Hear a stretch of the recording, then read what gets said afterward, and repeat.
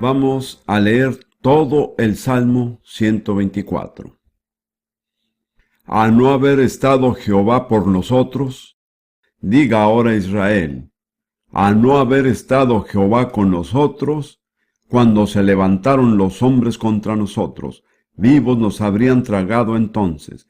Cuando se encendió su furor contra nosotros, entonces nos habrían inundado las aguas. Sobre nuestra alma hubiera pasado el torrente, hubieran entonces pasado sobre nuestra alma las aguas impetuosas. Bendito sea Jehová, que no nos dio por presa a los dientes de ellos. Nuestra alma escapó cual ave del lazo de los cazadores. Se rompió el lazo y escapamos nosotros. Nuestro socorro está en el nombre de Jehová, que hizo el cielo y la tierra. Amén.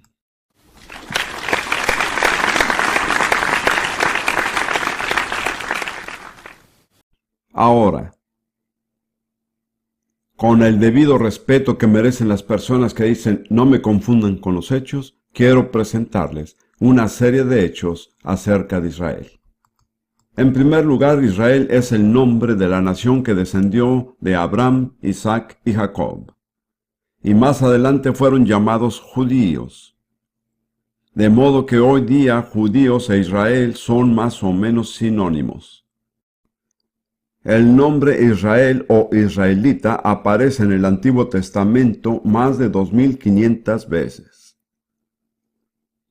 Ahora, si el nombre Inglaterra, Escocia, Gales o Irlanda apareciera tantas veces en la Biblia, todos estaríamos seguros de que es imposible entender completamente la Biblia a menos que se conozca algo acerca de Inglaterra, Gales o Irlanda.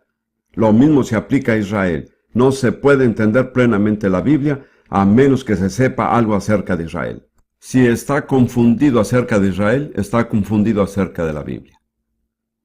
En el Nuevo Testamento aparece 79 veces. Mi libro cuenta 77. Pero alguien lo buscó en una computadora y una de esas cosas para investigar y encontró 2 más que yo. Pero esto no cambia la conclusión. Y nunca describe la iglesia. Permítame decirlo de nuevo. El nombre Israel aparece 79 veces en el Nuevo Testamento y en ninguna instancia es una descripción de la iglesia. La palabra judío aparece 84 veces en el Antiguo Testamento y 192 en el Nuevo Testamento. Por otro lado, la palabra cristiano solo aparece 3 veces en el Nuevo Testamento. Ahora quiero subrayar que Israel es un pueblo único. No hay ningún otro como Israel. Permítame agregar que hasta donde sé, yo no soy judío. Si lo fuera, no me avergonzaría. Pero no creo que lo sea. Quiero señalar, en primer lugar, David habló de la singularidad de Israel en Primera de Crónicas 17, versículo 21. David ora al Señor y dice: ¿Y qué pueblo hay en la tierra como tu pueblo Israel, cuyo Dios fuese y se redimiese un pueblo para hacerte nombre con grandezas y maravillas, echando a las naciones de delante de tu pueblo que tú rescataste de Egipto? David dice aquí que a ninguna otra nación Dios ha redimido como nación entre todas las demás. Este es un hecho incuestionable. Ahí está. Es único. Luego, en Éxodo 19 tenemos la promesa que Dios dio a Israel cuando estaban congregados junto al monte Sinaí, antes de que Él les diera la ley y los mandamientos. Y Él dice a Moisés, en Éxodo capítulo 19, versículo 6, y vosotros me seréis un reino de sacerdotes y gente santa. A ninguna otra nación Dios ha dicho jamás estas palabras. Y luego en Romanos 9, versículos 4 y 5, Pablo enumera los rasgos distintivos que se aplican solo a Israel y a los judíos. En Romanos 9, 4 y 5, él habla acerca de sus parientes a quienes se refiere como israelitas y luego dice: de los cuales son la adopción. Dios los adoptó como nación, como su pueblo. La gloria, es decir, la presencia sobrenatural de Dios manifiesta que acompañó a Israel en tanto que caminó en obediencia. Los pactos. Todos los pactos en la Biblia se hacen con Israel, excepto los que se hicieron antes de que Israel fuera nación. La promulgación de la ley. La ley fue dada solo a Israel. El culto sacerdotal solo fue dado a Israel. Y las promesas, solo a Israel.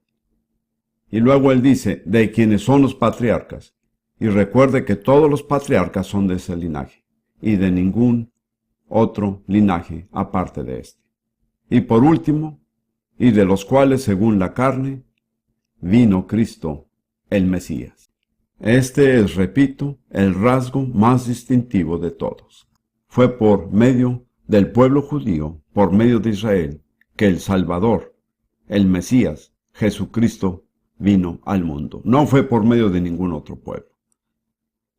Y luego hay una palabra maravillosa en Apocalipsis 5, versículo 5, que de alguna manera es tan emocionante que casi me deja sin aliento. Tal vez usted entienda por qué esto me conmueve. Esta es una escena en el cielo, cuando Juan está allí y hay un libro delante de él y está sellado con 7 sellos. Y nadie puede tomar el rollo y abrir los sellos. Y Juan el revelador empieza a llorar amargamente porque anhela sobremanera saber lo que había dentro del rollo sellado. Y uno de los ancianos me dijo, no llores, he aquí el león de la tribu de Judá, la raíz de David, ha vencido para abrir el libro y desatar sus 7 sellos. No quiero entrar en los detalles del rollo, solo quiero señalar el título. ¿Quién era el león de la tribu de Judá? Jesús. Ahora, esto fue muchos años después de su muerte y resurrección. Y él todavía se llama el león de la tribu de Judá. Y es de Judá que proviene la palabra judío. Quiero señalar que la identificación de Jesús con el pueblo judío no fue temporal. No fue solo durante sus años de ministerio y vida en la tierra, sino que fue eterna. Muchos años después, en el cielo, después de su resurrección y ascensión, él sigue llamándose el león de la tribu de Judá. No solo él fue un judío, sino que todavía lo es.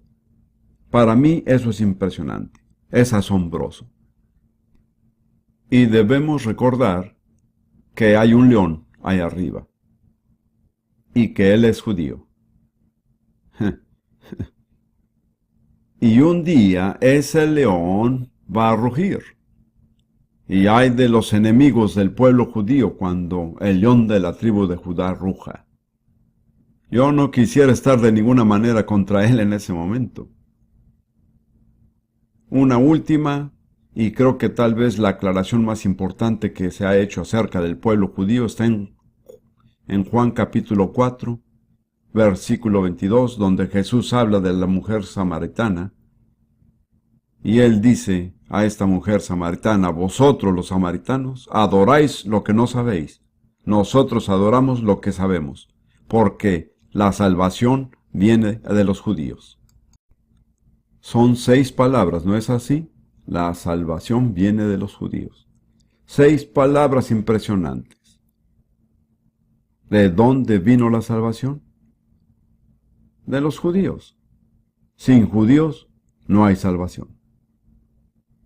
Yo soy gentil, pero quiero decirle que toda mi herencia espiritual, cada bendición espiritual que he disfrutado, se la debo a un pueblo, al pueblo judío. Sin ellos no hay patriarcas, no hay profetas, no hay apóstoles, no hay Biblia y no hay Salvador. ¿Cuánta salvación tendríamos usted o yo sin estas 6 palabras? La salvación viene de los judíos. Más nos vale recordarlo, queridos hermanos y hermanas. Más nos vale conducirnos como corresponde. Cada uno de nosotros que recibimos las bendiciones de Jesucristo debemos todas nuestras bendiciones espirituales a una nación, al pueblo judío. Y el hecho terrible de la historia es que durante muchos años, tal vez 17 siglos, en lugar de humillarnos y reconocer nuestra deuda con el pueblo judío, básicamente la iglesia cristiana, yo no diría que los verdaderos cristianos, sino la iglesia cristiana, se ha opuesto, ha perseguido, se ha burlado del pueblo judío, el pueblo por medio del cual vino nuestra salvación. Es algo atroz. Difícilmente puedo encontrar palabras para describir cuán horrenda es esta situación. Les debemos toda nuestra salvación, nosotros los británicos. Y permítame decir, si alguien aquí es británico, yo soy tan británico como la bandera. Y nosotros los británicos tendemos a ser más bien orgullosos. Creo que algunos de nosotros hemos olvidado que ya no tenemos un imperio. Yo era un edificador del imperio, créame. Cada miembro masculino de mi familia que he conocido era un edificador de un imperio. Un oficial del ejército que servía en la India. Necesitamos humillarnos nosotros los británicos. Tenemos que decir al pueblo judío que lo sentimos. No los hemos estimado. No todos hemos sido abiertamente antisemitas, pero ha existido una corriente de antisemitismo en esta nación. Y han existido periodos en la historia de esta nación en las que ha sido abiertamente antisemita. Y hay ciudades en esta nación, York, Bristol y otras, donde hubo persecución violenta y abierta contra el pueblo judío. Y muchos perdieron sus vidas. Debemos humillarnos. Debemos arrepentirnos. Debemos refrescar nuestro conocimiento de la historia para ver lo que sucedió realmente. Ahora voy a mostrarle otro hecho único acerca del pueblo judío, absolutamente único. Toda su historia se ha predicho por medio de profecías. Eso no sucede con ninguna otra nación. Pero toda la historia del pueblo judío desde Abraham en adelante fue anunciada por medio de profecías en la Biblia. Y voy a presentarle un total de 17 etapas del cumplimiento de las profecías que pronostican acerca de Israel. Número 1. Y podría darle una cita bíblica para cada una de estas, pero el tiempo realmente no me lo permite. Las primeras fueron dadas a Abraham. La profecía de su esclavitud en Egipto, número 1. Número 2. Su liberación con riquezas de Egipto. Y recuerdo que a Abraham se le dijo que saldrían con muchas posesiones, habían sido esclavos y en una noche, en un periodo de 24 horas, se volvieron ricos con la riqueza de los egipcios, un hecho admirable, que había sido pronosticado. Abraham predijo que poseerían la tierra de Canaán, número 3. Y luego seguimos con Deuteronomio y otros libros. Número 4. Que se volverían a la idolatría en la tierra prometida. Fue predicho claramente y definitivamente se cumplió. Número 5. Que Dios establecería un centro de adoración en Jerusalén. Número 6. Que el reino del norte, llamado Israel, sería llevado cautivo a Asiria. Número 7. Que el reino del sur, llamado Judá, sería llevado cautivo a Babilonia. Número 8. La destrucción del primer templo, el que edificó Salomón. Fue predicho en detalle. Número 9. El regreso de un pequeño remanente de Babilonia fue profetizado. Número 10. La destrucción del segundo templo, el que existió en los días de Jesús, y él mismo la predijo en detalle. Y es interesante, si usted va hoy a Jerusalén, los guías judíos los llevarán alrededor del área del templo Y le mostrarán piedras dispersas, y le dirán que fue predicho que cada piedra sería esparcida y no quedaría piedra sobre piedra. Permítame decirle que nuestros guías judíos creen mucho más que algunos predicadores cristianos. Muy bien, número 11. Fue predicho en Levítico 26 y en otros pasajes que por causa de la desobediencia serían esparcidos por todas las naciones, los gentiles. Número 12, que sufrirían persecución y opresión entre los gentiles. Eso indudablemente se ha cumplido. Número 13, que serían juntados de todas las naciones. Eso se está cumpliendo delante de nuestros ojos y es importante que lo notemos. De modo que 13 predicciones se han cumplido. Quedan 3 más, y según veo, están por cumplirse. La reunión de todas las naciones en guerra contra Jerusalén. Número 14. Número 15. La revelación sobrenatural del Mesías a su pueblo. Y número 16. La venida del Mesías en gloria y poder para establecer su reino sobre la tierra. De modo que de las 16 predicciones se han cumplido 13. Según en matemáticas, y yo no soy muy hábil en matemáticas, eso es como el 81%. Yo diría que no me parece que seamos unos locos fanáticos si creemos que las 3 predicciones restantes se cumplirán. La gente nos mira raro como si creyéramos cosas raras, pero para mí, que fui lógico profesional antes de volverme predicador, para mí es lógico creer que si un libro predice 13 sucesos con anticipación, con exactitud y precisión, cualquier otra predicción que haga ese libro debe tomarse con mucha seriedad.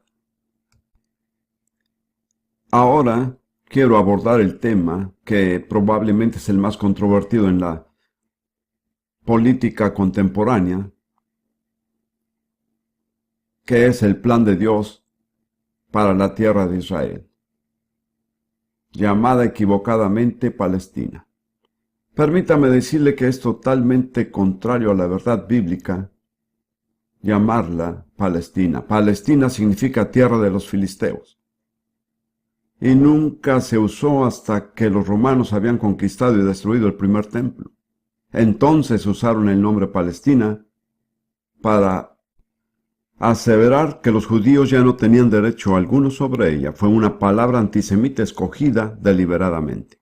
A Ruth se le empieza a poner el cabello de punta cuando empiezo a hablar acerca de Palestina. Ella dice, nunca la llames Palestina. Yo le digo, hay que decir Palestina porque la gente es tan ignorante que no saben de qué se está hablando si no se dice otra cosa. Dios perdone su ignorancia. Pero hablemos acerca del plan de Dios para esa tierra. Bíblicamente se llama la tierra de Canaán, y en el Nuevo Testamento, ¿sabe cómo se le llamó? La tierra de Israel. En los 2 primeros capítulos de Mateo se le llama en 2 ocasiones tierra de Israel. Ese es el nombre bíblico de esa tierra. Ahora veamos lo que dice Dios al respecto. En Génesis 17, versículos 7 y 8, Dios se apareció a Abraham e hizo un pacto con él. Totalmente soberano. Quiero decir que Abraham nada tuvo que ver con esto. Dios solo decidió, y esto es lo que le dijo en Génesis 17, versículos 7 y 8. Y estableceré mi pacto entre mí y ti y tu descendencia después de ti en sus generaciones, por pacto perpetuo, para ser tu Dios y el de tu descendencia después de ti. Y te daré a ti y a tu descendencia después de ti la tierra en que moras, toda la tierra de Canaán en heredad perpetua, y seré el Dios de ellos. De manera que no hay duda respecto a quién le pertenece la tierra si usted cree en la Biblia, ya sea que Israel esté dentro o fuera de ella, eso no cambia nada. Dios la ha entregado a ellos como su heredad perpetua. Hay también un pasaje extraordinario en el Salmo 105, uno de los pasajes más extraordinarios, creo yo, de la Biblia. Salmo 105. Empezaremos en el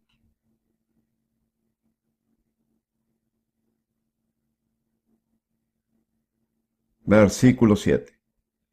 Es interesante en mi Biblia porque llego al final de la página y luego tengo que voltear la página para encontrar lo que dice el siguiente versículo, y es un punto decisivo. Esta es una declaración acerca del plan de Dios para una tierra. Y en ella usa más palabras para describir el compromiso total de Dios que cualquier otro pasaje de la Biblia que yo conozca. Salmo 105, versículo 7. Él es Jehová nuestro Dios. En toda la tierra están sus juicios. En otras palabras, lo que Dios decreta tiene validez en todo lugar sobre la tierra. Se acordó para siempre de su pacto, de la palabra que mandó para 1000 generaciones, la cual concertó con Abraham, y de su juramento a Isaac, la estableció a Jacob por decreto, a Israel por pacto sempiterno. En estos 4 versículos, Dios usa más palabras para describir su compromiso total con algo que en cualquier otro pasaje de la Biblia. Usted no puede encontrar otro pasaje así en la Biblia. Permítame citar las palabras pacto, palabra, concertó, juramento, decreto y pacto sempiterno. Ahora, lo interesante para saber qué hace Dios con semejante compromiso absoluto, tan serio y sin reservas, tengo que dar vuelta a la página de mi Biblia porque llego al final de la página y me quedo sin aliento al descubrir de qué se trata. Diciendo, a ti te daré la tierra de Canaán como porción de vuestra heredad. De modo que todas esas palabras, pacto, palabra, concertó, juramento, decreto y pacto sempiterno, se aplican a la entrega de Dios de toda la tierra de Canaán, a los descendientes de Israel. Yo creo que cualquiera que se opone a esto se opone a Dios. Luego, en Jeremías capítulo 30,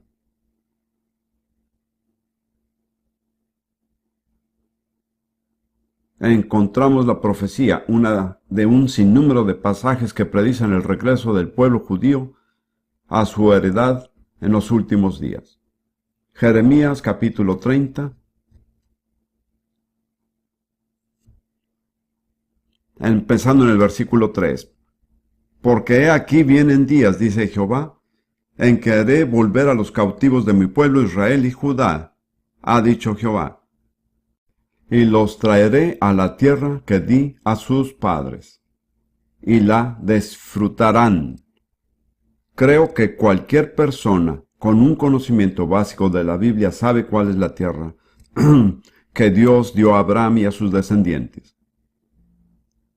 La tierra de Canaán, la tierra de Israel y la tierra que llamamos hoy la Tierra Santa.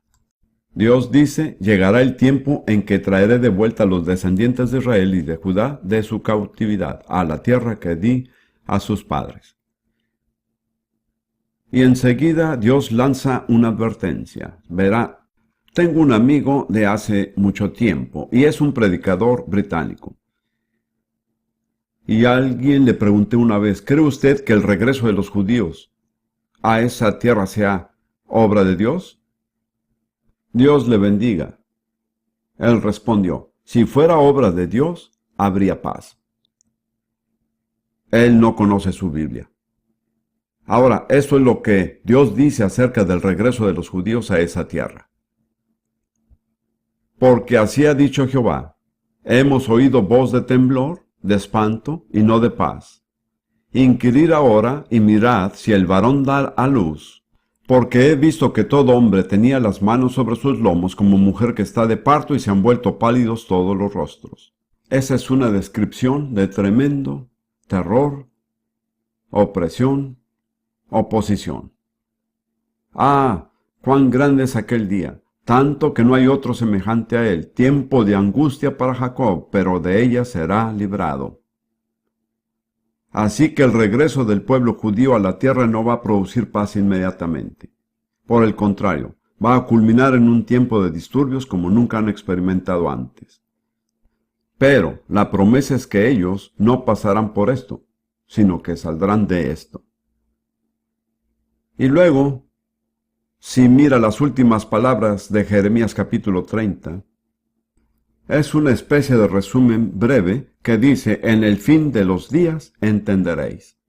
De modo que esta es una profecía de la restauración del pueblo judío a su propia tierra en los últimos días.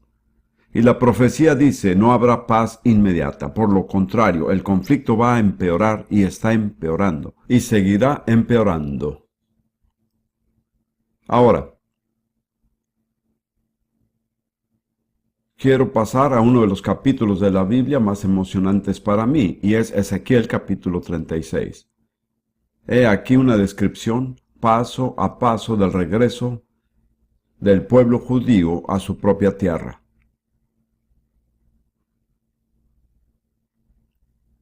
Empieza en Ezequiel 36, versículo 16. Vino a mí palabra de Jehová diciendo: Hijo de hombre, mientras la casa de Israel moraba en su tierra, la contaminó con sus caminos y con sus obras. Como inmundicia de menstruosa fue su camino delante de mí. Note que era su propia tierra, pero la contaminaron con su pecado. Así que Dios prosigue diciendo: y derramé mi ira sobre ellos por la sangre que derramaron sobre la tierra, porque con sus ídolos la contaminaron. Así que Dios trajo juicio sobre el pueblo cuando aún estaban en su tierra, por su pecado y su idolatría. Y otra declaración de la decisión de Dios está en el versículo siguiente: los esparcí por las naciones y fueron dispersados por las tierras, conforme a sus caminos y conforme a sus obras les juzgué. Entonces el siguiente juicio fue ser dispersados por la tierra. Y enseguida Dios dice: cuando fueron a las otras naciones me avergonzaron. Y cuando llegaron a las naciones a donde fueron, profanaron mi santo nombre, diciéndose de ellos: estos son pueblo de Jehová, y de la tierra de él han salido. El Señor dijo: el pueblo que fue esparcido por la tierra me ha avergonzado con su conducta, porque no se comportaron como mi pueblo. Ahora, el versículo siguiente es muy significativo, porque nunca entenderá los tratos de Dios con Israel hasta que entienda su motivación primordial. Versículo 21. Pero he tenido dolor al ver mi santo nombre profanado por la casa de Israel entre las naciones a donde fueron. Dios no lo hace por el pueblo judío, lo hace por causa de su nombre. Si usted no comprende esto, no podrá entender los acontecimientos de la historia. Dios ha intervenido por la gloria de su nombre. Ahora, Dios dice: esa es la manera como los trataré. Es muy interesante y sencillo. Es una descripción paso a paso de la restauración del pueblo judío a su tierra y a su Dios. Tal vez usted diga: Dios, ¿por qué lo hiciste así? Deberían primero arrepentirse y luego regresar a la tierra. Bueno, usted tendrá que discutir eso con Dios, porque Dios dice que no va a suceder de esa manera. Ellos van a regresar a la tierra y luego arrepentirse. Muchos cristianos dicen: yo podría creer en la restauración del pueblo judío si ellos se arrepintieran y reconocieran a Jesús como su Mesías. Usted tendrá también que discutir eso con Dios, porque Dios lo ha organizado de otra manera. Él dice en el versículo 22, por tanto di a la casa de Israel: así ha dicho Jehová el Señor, no lo hago por vosotros, oh casa de Israel, sino por causa de mi santo nombre, el cual profanasteis vosotros entre las naciones a donde habéis llegado. Y santificaré mi grande nombre profanado entre las naciones, el cual profanasteis vosotros en medio de ellas, y sabrán las naciones que yo soy Jehová, dice Jehová el Señor, cuando sea santificado en vosotros delante de sus ojos. Voy a reclamar la gloria de mi nombre por lo que hago por ustedes y en ustedes. Y luego continúa con algunos pasos sencillos que se están cumpliendo con exactitud en nuestros días. El siguiente paso, versículo 24, y os tomaré de las naciones y os recogeré de todas las tierras y os traeré a vuestro país. ¿A cuál país? A su propia tierra, estuvieran o no en ella. Siempre ha sido su tierra, porque Dios se las dio por un pacto sempiterno. Pero han estado fuera de ella. Sin embargo, Él dice ahora, Dios dice: os tomaré de las naciones y os recogeré de todas las tierras y os traeré a vuestro país. Fui estudiante de la Universidad Hebrea de Jerusalén. Me senté en una clase con unas 30 personas que venían por lo menos de 10 países diferentes. Se estima que en total los judíos han sido reunidos de entre más de 100 naciones de la tierra. Así es. Durante este siglo. Ese es un milagro asombroso. En mi opinión, es posiblemente más grande que el milagro de liberación de Egipto. Mi primera esposa, como algunos saben, era danesa. Y ella solía decir, si se toman a los daneses y se les dispersa por todas las naciones, al cabo de 200 años, al regresar no se encontraría un solo danés por ninguna parte. Se habrían mezclado con la nación. Pero el pueblo judío ha estado disperso básicamente ¿por cuántos años? No puedo creerlo. 2000 años. Seguramente estoy exagerando, pero no es así. Y todavía son un grupo aparte, identificable. Eso es un milagro. Además, el número de personas de esa cantidad de naciones es en sí una intervención prodigiosa de Dios. Estuve en Israel al final de la Segunda Guerra Mundial y escuché algunos testimonios del pueblo judío cuando decían de dónde habían salido y lo que había sucedido. Tuve que decir que en muchos sentidos, y desde mi perspectiva, el escenario completo representa un milagro más grande que el éxodo de Egipto. Es un milagro. Es imposible que haya sucedido a menos que Dios lo haya orquestado. Y Dios dijo, yo lo haré.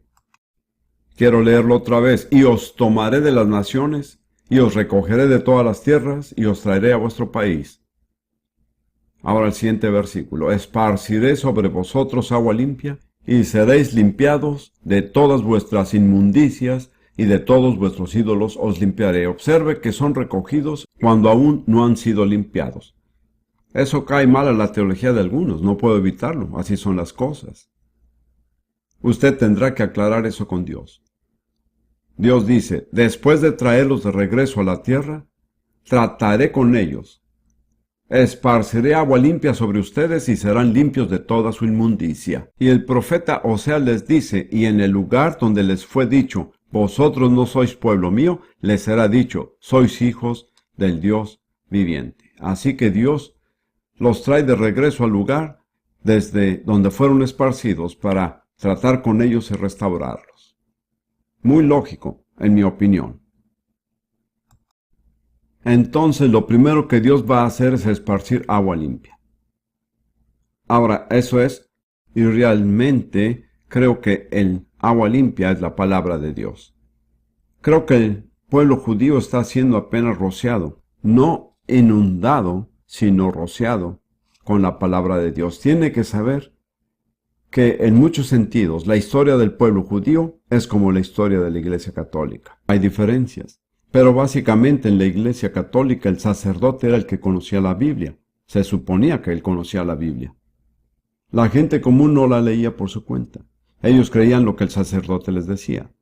Y hasta cierto punto lo mismo sucedió al pueblo judío. El rabino era el que sabía las respuestas. Ellos no tenían que pensar por sí mismos, solo tenían que hacer lo que el rabino les decía. Pero ahora son rociados con agua limpia. La palabra de Dios viene a ellos. Esto va en aumento. Quiero decir, el número de congregaciones judías que creen en Jesús como el Mesías está creciendo a una velocidad asombrosa.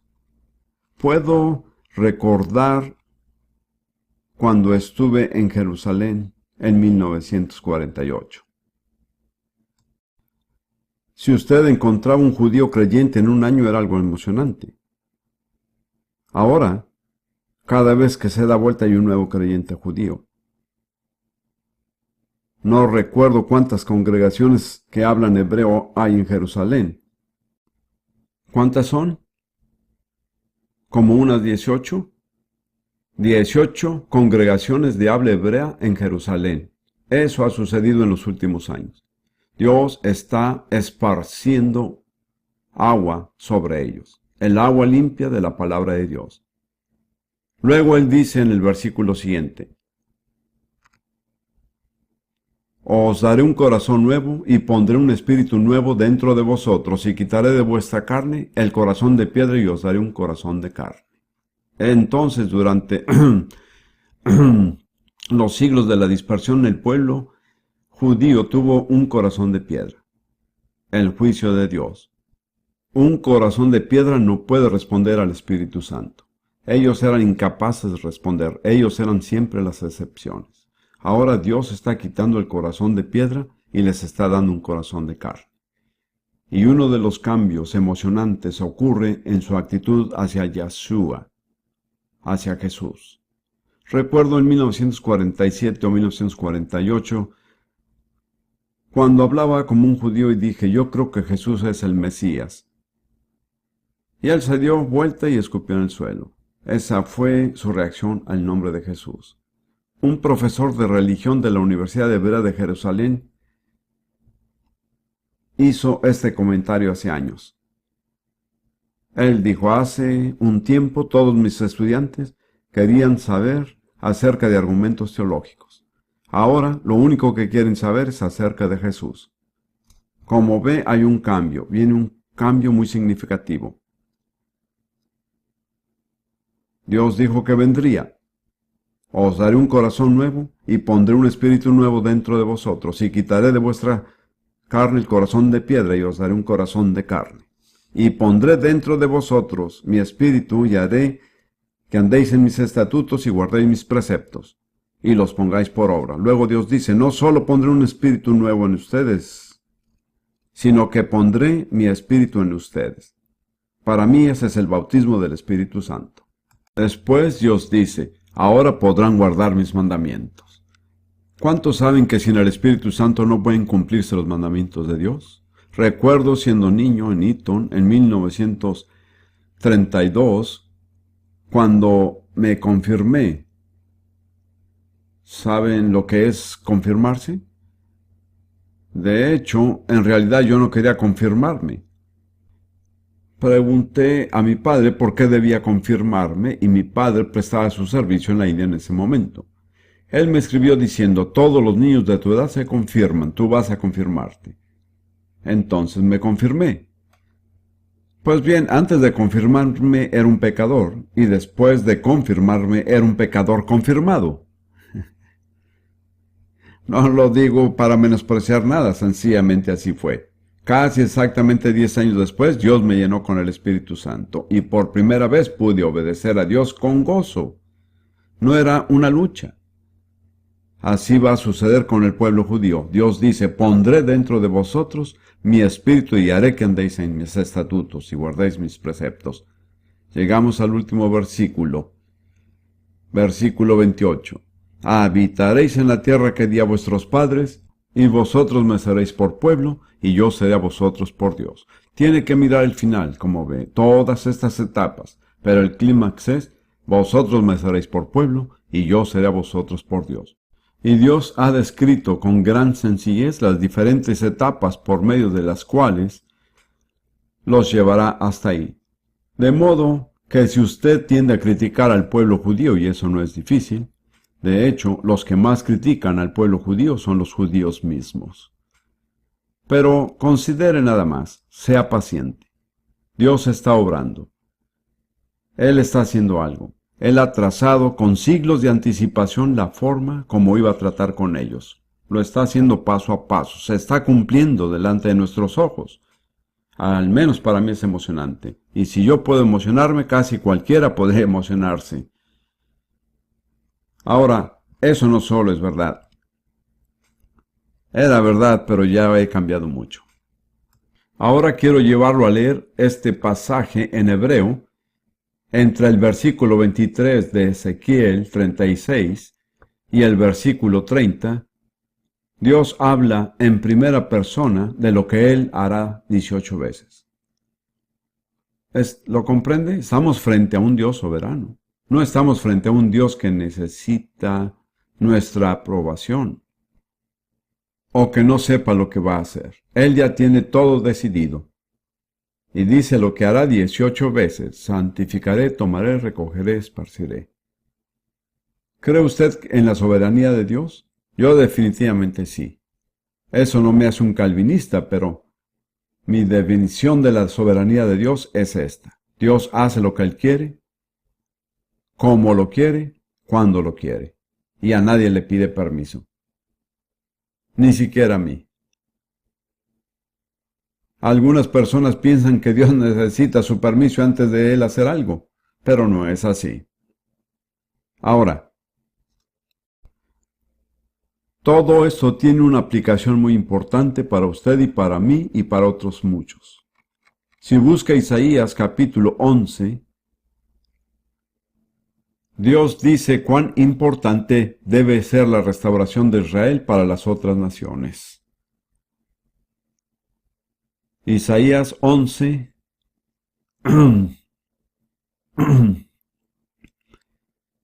versículos 11 y 12. Asimismo acontecerá en aquel tiempo, y en Isaías y otros profetas, aquel tiempo es por lo general el tiempo final. No siempre, pero usualmente, que Jehová alzará otra vez su mano para recobrar el remanente de su pueblo, que aún puede en Asiria, Egipto, Patros, Etiopía, Elam, Sinar y Amad, y en las costas del mar. Así profetiza Isaías que habrá una segunda reunión. Este es un hecho extraordinario acerca de la Biblia porque la primera reunión todavía no ha tenido lugar, pero Dios mira más allá de eso. La primera reunión fue una reunión parcial y breve después del cautiverio babilónico. Pero Dios dice que habrá una segunda reunión y que dicha reunión será a nivel mundial. No solo en las pocas áreas en las cuales los judíos fueron dispersados en el cautiverio babilónico, sino que será en todo el mundo. Alzaré otra vez mi mano para recobrar el remanente de mi pueblo. Ahora, si Dios alza su mano para hacer algo, es porque va a hacerlo. Ay del que se interponga en su camino. Esta es para mí una descripción muy gráfica. ¿Cuál es su significado? Y levantará pendón a las naciones, y juntará a los desterrados de Israel, y reunirá los esparcidos de Judá de los 4 confines de la tierra. Observe que esta será una reunión mundial. La reunión de Babilonia fue parcial, limitada a ciertas áreas. Esta es mundial y se ha venido cumpliendo con exactitud. El pueblo judío que ha sido reunido proviene de más de 100 naciones. No puede encontrar una sola zona de la tierra de la cual el pueblo judío no haya sido reunido. Pero todo fue profetizado antes de la primera dispersión y de la primera reunión. Y luego Dios dice, y esto se ha vuelto muy real para mí, y levantará pendón a las naciones y juntará los desterrados de Israel. Las naciones son las otras naciones, los gentiles. Entonces la reunión de Israel en su propia tierra es el pendón de Dios para las naciones. Nos conviene prestar atención. Ahora, ¿qué es un pendón? Esta es mi definición simple. Un pendón es por lo general alguna clase de bandera o algo parecido que se pone en una base para levantarlo y hacerlo visible a gran distancia. Y suele tener algunas palabras sencillas impresas. Así entiendo yo la reunión del pueblo judío. Es el pendón de Dios levantado para que todas las naciones lo vean. Y todas las naciones lo ven porque es imposible mirar el periódico durante una semana sin encontrar noticias de Israel. Es asombroso cuando vemos que es una nación de menos de 6 millones de habitantes con una diminuta franja de territorio. Y aparecen las noticias semana tras semana tras semana. ¿Por qué? Porque es el pendón de Dios, que Él quiere que todas las naciones lo vean. Está levantado. ¿Qué palabras hay en el pendón? Ahora, esa es mi propia interpretación personal. Pero para mí eso es lo que Dios dice por medio de este pendón. Dios guarda sus pactos. ¿Hace cuántos años? Hace aproximadamente 3000 años Dios hizo un pacto con Abraham. Él dijo, a ti daré esta tierra y a tu descendencia. La mayoría de las personas lo han olvidado. La mayoría de los israelitas lo han olvidado. La gente pensó que había quedado sepultado. Hay una persona que nunca lo olvidó: Dios. Él dijo: yo guardo mi pacto. Cuán importante es para nosotros saberlo. Dios guarda sus pactos. Es muy importante para nosotros los cristianos porque nuestra relación con Dios se basa en el pacto que fue hecho por medio de la sangre de Jesús. Si Dios pudiera romper su pacto con Israel, ¿por qué no rompería su pacto con la iglesia? Pero Él no lo hará. Él no es de los que incumplen pactos. Él hizo un pacto y Él va a guardar de ese pacto. Y esas son buenas noticias, es emocionante. Recuerdo que estábamos en Jerusalén, mi primera esposa y yo y nuestra familia, el 29 de noviembre de 1947, cuando las Naciones Unidas votaron para dividir esta pequeña franja de territorio y dar a Israel una pequeña parte. Y abajo, en el centro de Jerusalén, estaban los jóvenes judíos, los niños, las niñas, con manos entrelazadas danzando alrededor de la plaza de Sión, casi toda la noche. ¿Por qué estaban tan emocionados? Porque Dios estaba guardando su pacto. ¡Oh, qué maravilloso es Él! Esto encierra un mensaje solemne para las naciones, incluso para Gran Bretaña. De hecho, en muchos sentidos, primeramente para Gran Bretaña, porque ellos jugaron un papel especial en todo esto. Volvamos a Joel capítulo 3, versículos 1 y 2. Porque he aquí que en aquellos días y en aquel tiempo, es Dios quien habla, en que haré volver la cautividad de Judá y de Jerusalén. Entonces es el tiempo de la restauración del pueblo judío. Reuniré a todas las naciones, todos los gentiles, y las haré descender al valle de Josafat, y el nombre de Josafat significa el Señor juzga. Y ahí entraré en juicio con ellas, se refiere a todas las naciones, a causa de mi pueblo y de Israel, mi heredad, a quien ellas esparcieron entre las naciones, y repartieron mi tierra, y repartieron mi tierra.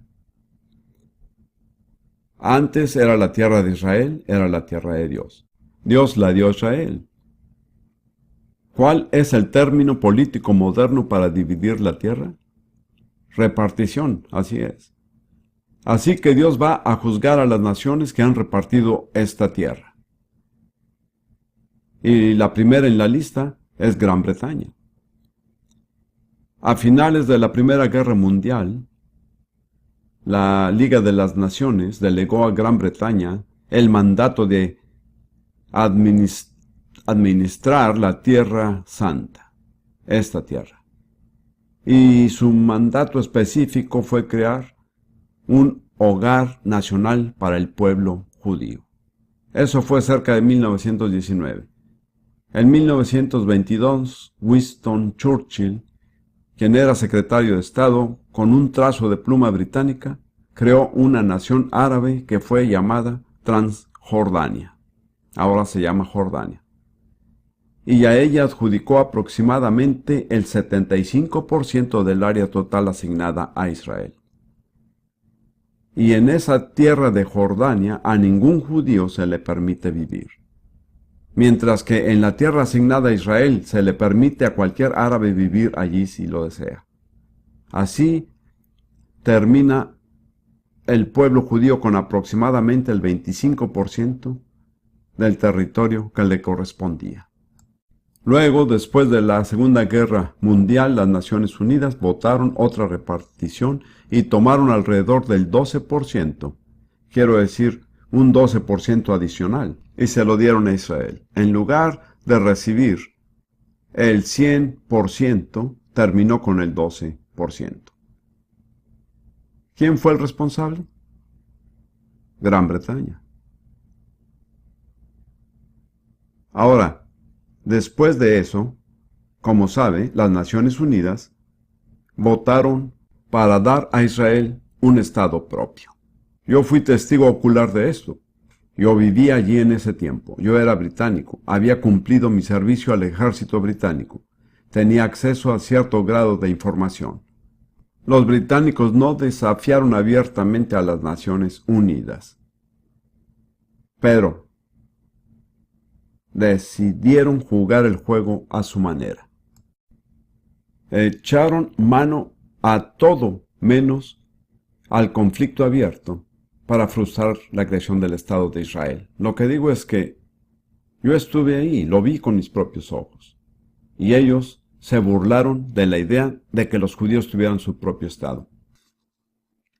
Estos judíos que no saben nada de agricultura, lo único que saben hacer es dinero. Ese fue su comentario. De modo que hubo un periodo extremadamente peligroso para el pueblo judío. Lidia y yo vivíamos en el centro de la zona judía de Jerusalén. ¿Y cuál fue el resultado? Esto es muy importante.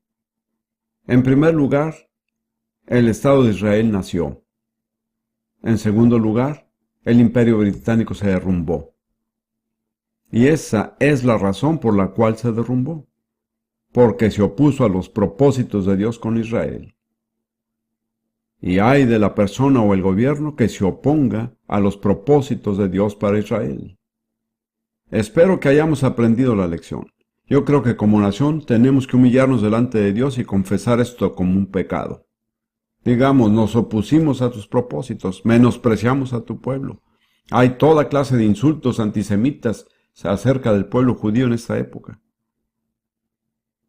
Pero como ve, no hay nación, sin importar cuán poderosa o rica sea, que puede resistir los propósitos de Dios. Veo algo muy parecido que sucede con los Estados Unidos de América. Veo la misma clase de lenguaje político. Dicen cosas buenas, pero al mismo tiempo se retractan. Yo personalmente creo que el presidente Clinton está equivocado. Esa es mi opinión personal. Porque tiene una relación equivocada con los propósitos de Dios para Israel. Usted puede hablar como un amigo de Israel y ser amable, y decir toda clase de discursos políticamente correctos, pero en su interior, ¿sabe qué es lo único que les importa? En una sola palabra, petróleo. Eso es lo que les interesa, lo que motiva a las superpotencias, eso es lo que motiva a la Unión Europea, el petróleo. Al parecer Israel no tiene petróleo que ofrecer. Entonces decimos cosas agradables, usamos un discurso políticamente correcto, usamos un lenguaje democrático, pero al mismo tiempo cuidamos nuestras billeteras. Bueno, así es como ha sido. Un último hecho acerca de esta situación que es muy, muy crítica. ¿Cuál es el verdadero asunto detrás de todo esto? Quiero decir, es absurdo. Casi la mitad de las resoluciones de las Naciones Unidas se han hecho respecto a Israel. Es imposible imaginar algo menos adecuado o algo más absurdo. Debe existir una razón. ¿Por qué cada vez que abre su diario o enciende la televisión hay algo acerca de esta diminuta franja de territorio donde habitan unos 6 millones de personas? Una gota en el gran cubo del mundo. ¿Cuál es el porqué de la presión, la oposición, el conflicto? Intentar explicarlo. Permítame pasar a Mateo, capítulo 23.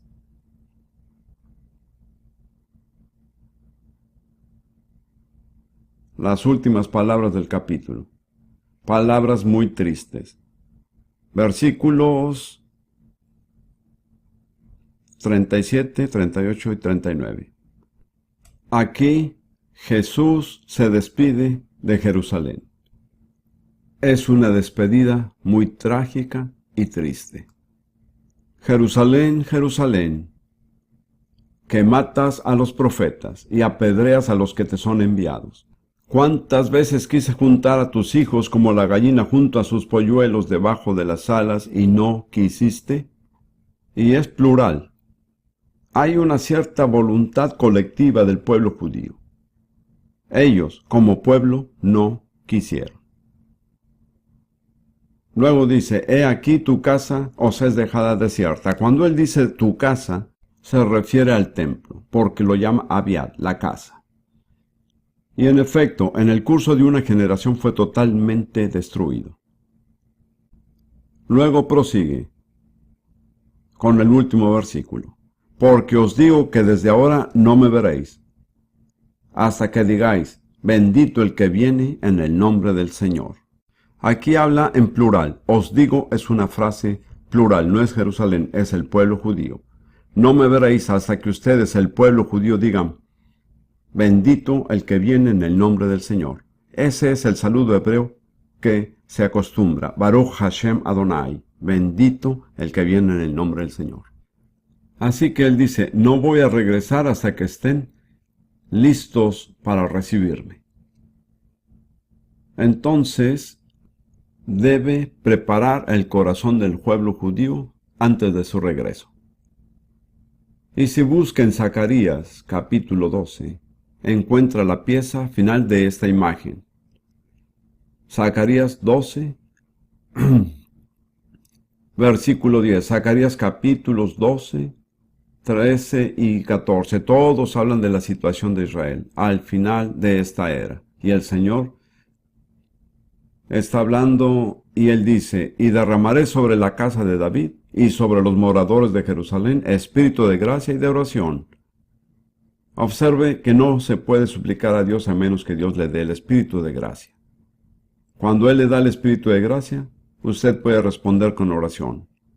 Y mirarán a mí a quien traspasaron, y llorarán como se llora por un hijo unigénito, afligiéndose por él como quien se aflige por el primogénito. Es el Señor quien habla y dice, mirarán a mí a quien ellos, el pueblo judío, traspasaron. Es la afirmación más asombrosa que ellos pueden leer sin saber lo que significa, porque es la afirmación más clara en todas las escrituras de que ellos crucificarán al Señor. Mirarán a mí a quien traspasaron. Y luego dice, y llorarán como se llora al hijo unigénito, afligiéndose por él como quien se aflige por el primogénito. De modo que habrá una revelación de Jesús a su propio pueblo, el pueblo judío, por el Espíritu Santo, como quien es realmente. Y entonces habrá tal llanto como nunca se ha experimentado en la historia de Israel. Por primera vez se darán cuenta, crucificamos a nuestro Mesías, rechazamos a nuestro Dios. Y continúa. En aquel día habrá gran llanto en Jerusalén, como el llanto de Adadrimón en el valle de Megiddo, y la tierra lamentará, cada linaje aparte, los descendientes de la casa de David por sí. Quiero que vea, si junta Mateo y Zacarías, antes de que el Señor regrese, algunas cosas tienen que cumplirse. El pueblo judío tiene que restablecerse en Jerusalén y en la tierra, porque el Señor Jesús no va a regresar hasta que eso suceda. Luego tiene que haber una revelación sobrenatural de Jesús que hará volver los corazones de las personas a Él. Ahora, ¿qué cree usted que Satanás, el Dios de esta era, teme más que nada? ¿Qué es lo único que le molesta? ¿Que lo molesta sobremanera? Yo diría que el regreso de Jesús. Porque solo hasta que Jesús regrese, Él puede perder muchas batallas, pero nunca perderá la guerra. Puede perder muchas almas, pero sigue siendo el Dios de esta era. Eso no cambiará hasta que Jesús regrese en persona. ¿Qué teme el diablo más que nada? El regreso de Jesús. ¿A qué se opone con todas sus fuerzas? A todo aquello que prepare el camino para el regreso de Jesús. El pueblo judío tiene que estar en Jerusalén como su ciudad, y ellos tienen que estar ocupando la tierra antes de que Jesús regrese. Así es. Esto es lo que está detrás de todo el alboroto y el escándalo. Satanás está haciendo todo lo posible por evitar que se organice el escenario que traerá de vuelta al Señor. Y ahí es donde las naciones están involucradas. Porque Él va a juntar a todas las naciones y va a juzgarlas conforme han respondido a su concesión de toda la tierra de Israel. ¿No es asombroso? también es aterrador.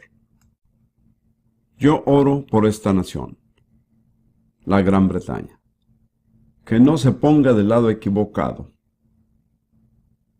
No puedo garantizarlo, pero oro por esto.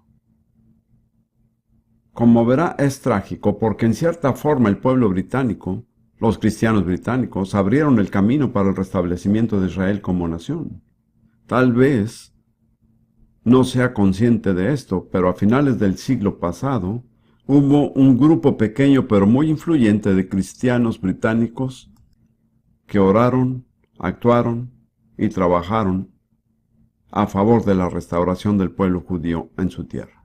Los primeros sionistas no fueron judíos, fueron británicos. Y durante ese periodo, Dios bendijo grandemente a Gran Bretaña. Hoy día no podría decir lo mismo, pero en ese entonces tenía una reina que amaba al pueblo judío, un primer ministro que era cristiano comprometido y otro que era de origen judío. Estaban en el equipo ganador. Como ve, nuestra relación con Dios es lo que realmente determina si tendremos éxito o no.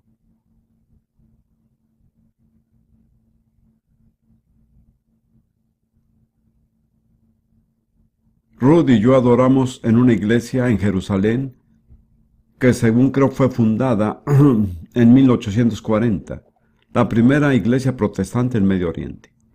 Es el producto de los esfuerzos, las ofrendas y las oraciones de los sionistas británicos.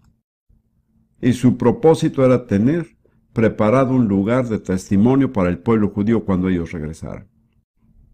Así que conocían de las escrituras que el pueblo judío iba a regresar y tuvieron la previsión de decir, necesitamos tener un testigo. Y esta iglesia en particular no está construida como una iglesia cualquiera. La mayoría de las iglesias comunes ofenderían al pueblo judío desde la entrada. Pero esta iglesia, aunque es verdaderamente cristiana, está diseñada de tal forma que un judío puede sentirse en casa ahí. Y después de que la iglesia fue fundada, el primer obispo fue un antiguo rabino. Y hubo un avivamiento entre el pueblo judío. Y luego Satanás entró y ellos se interesaron más en los árabes que en los judíos.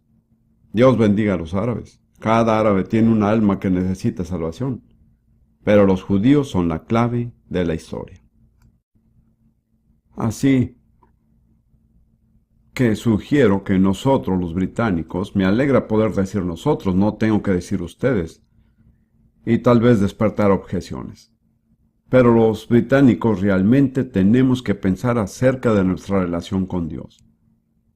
Creo que conviene concluir esta reunión esta noche confesando nuestros pecados al Dios Todopoderoso, porque hemos estorbado el camino de sus propósitos. Hemos menospreciado, difamado a su pueblo, hemos faltado a la ética en toda nuestra conducta hacia la tierra de Israel.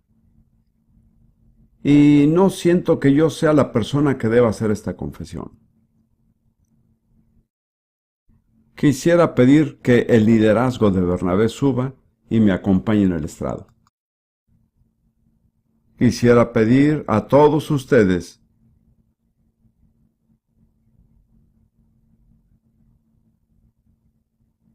que son verdaderos británicos, que creen en el Señor y que le den la importancia de vida a este momento porque puede realmente ayudar a cambiar el destino de Israel y el de Gran Bretaña.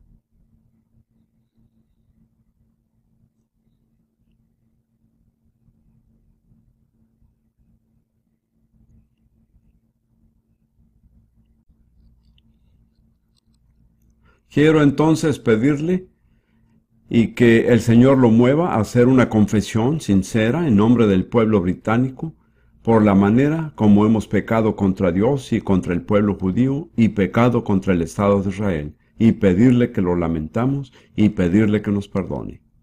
Amén.